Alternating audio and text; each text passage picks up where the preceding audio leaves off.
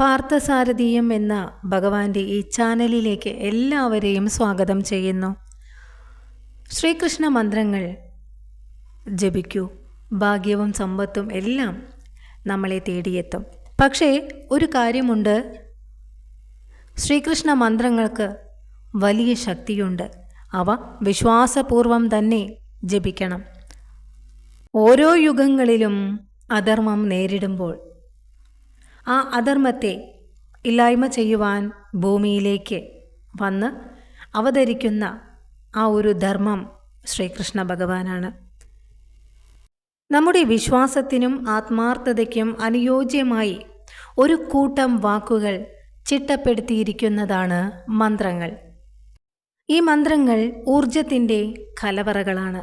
നിരന്തരമായ ചിന്തനം കൊണ്ട് സംരക്ഷണം കിട്ടുന്നതാണ് മന്ത്രം എന്ന വാക്കിൻ്റെ അർത്ഥം. എന്നാൽ ഈ മന്ത്രങ്ങൾ ചിട്ടയോടുകൂടി തന്നെ ജപിക്കുകയും വേണം. ഭഗവാന്റെ ഉപാസനാ മന്ത്രങ്ങൾ നിത്യവും ജപിച്ചാൽ അനേകം ഫലങ്ങൾ ഉണ്ടാകുമെന്നാണ് പറയുന്നത്. നമ്മളിൽ നിന്ന് അകന്നു പോയ ഭാഗ്യം വരെ നമ്മളിലേക്ക് തിരികെ എത്തും. വളരെ വേഗത്തിൽ ഫലസിദ്ധിയുണ്ടാകുന്ന ശ്രീകൃഷ്ണ മന്ത്രങ്ങളെക്കുറിച്ചറിയാം. നിത്യവും ജപിക്കൂ നമ്മുടെ ജീവിത വിജയത്തിന്. ഓം കൃഷ്ണായ നമഃ.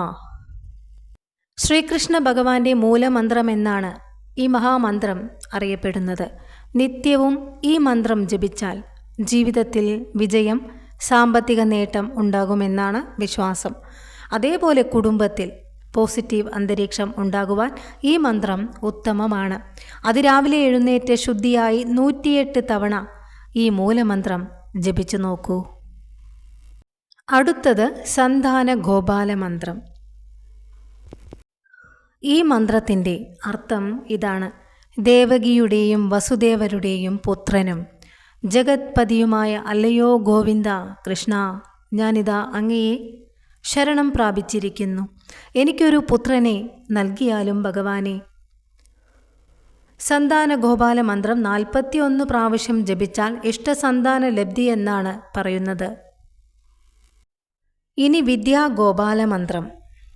വിദ്യാഗോപാല മന്ത്രത്തിൻ്റെ അർത്ഥം ഇപ്രകാരമാണ്: പാപനാശിനിയും ലക്ഷ്മീപതിയും ലോകനാഥനും സർവജ്ഞനുമായ അല്ലയോ കൃഷ്ണ, എനിക്ക് അതിവേഗത്തിൽ തന്നെ വിദ്യ നൽകിയാലും. വിദ്യാഭ്യാസപരമായ സകലവിധ പരിഹാരങ്ങൾക്കും ഈ മന്ത്രം ജപിക്കാവുന്നതാണ്.